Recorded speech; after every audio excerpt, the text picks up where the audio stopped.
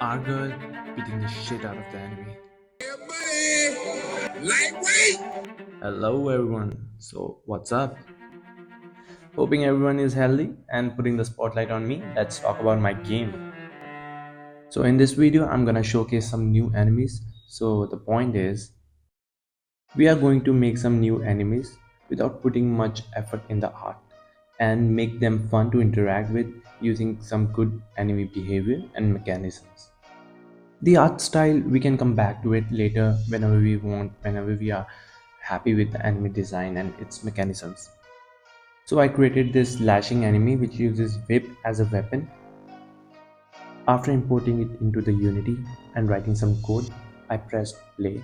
I recorded some game footage and the FPS were lagging. Before me having another mental breakdown, I saw it was my laptop that was not able to take the load of screen recording and Unity at the same time. So I took a screenshot without screen recording and the numbers of FPS were pretty good. After this, a new problem arrived. My enemy is attacking even when the player is not in the detection zone. Why? To check this issue, I made this variable is player detected a serialized field so that I can see when the player is being detected and when it's not. Great, my battery is low. God be testing my patience again and again. Nice. So I saw that the player after getting in the detection zone once, making the is player detected variable true, but it's not changing to false after the player escapes. Now I need to know why. After solving that issue, I replaced the detection area from rectangle to circle. And whenever now player comes in the attack area, the color changes from red to green. Cool, right? I know I like it. I changed it to circle because rectangle was taking more calculation and lines of code. However, I figured out that this approach was not optimal. I'll show you why. See, if the player comes towards the enemy from any direction but at the same height, attack animation will be played.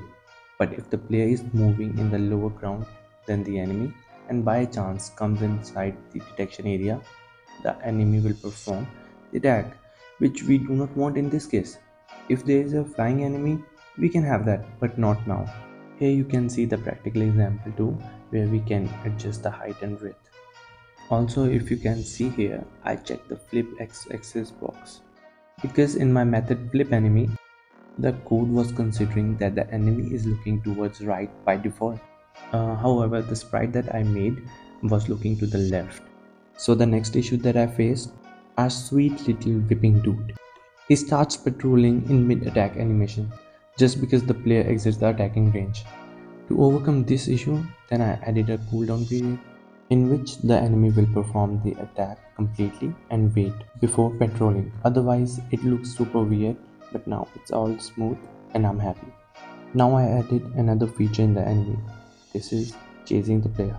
But when the player enters the chasing area, enemy stops and only look in the direction of the player. But he doesn't chase. Like why? He attacks, he patrols, but doesn't chase. I think I know by now. My boy here doesn't like to chase girls. He's a saint.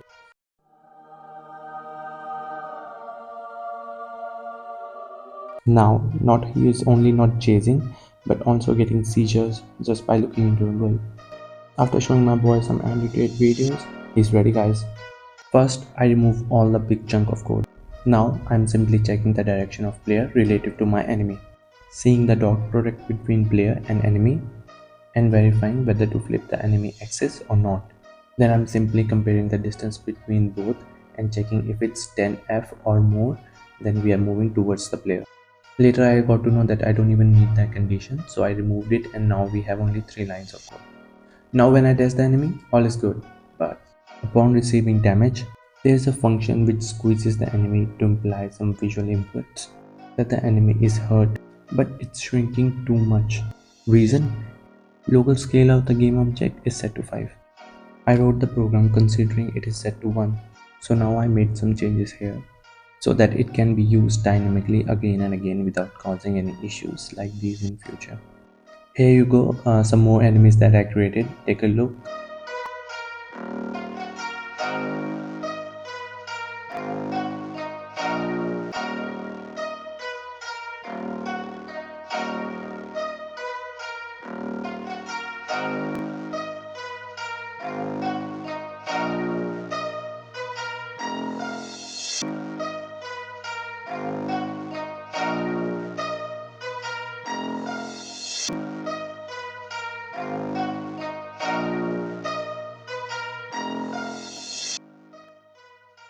I would appreciate a lot if you guys can give me any suggestions or your views on this. Thank you so much if you saw it till the end.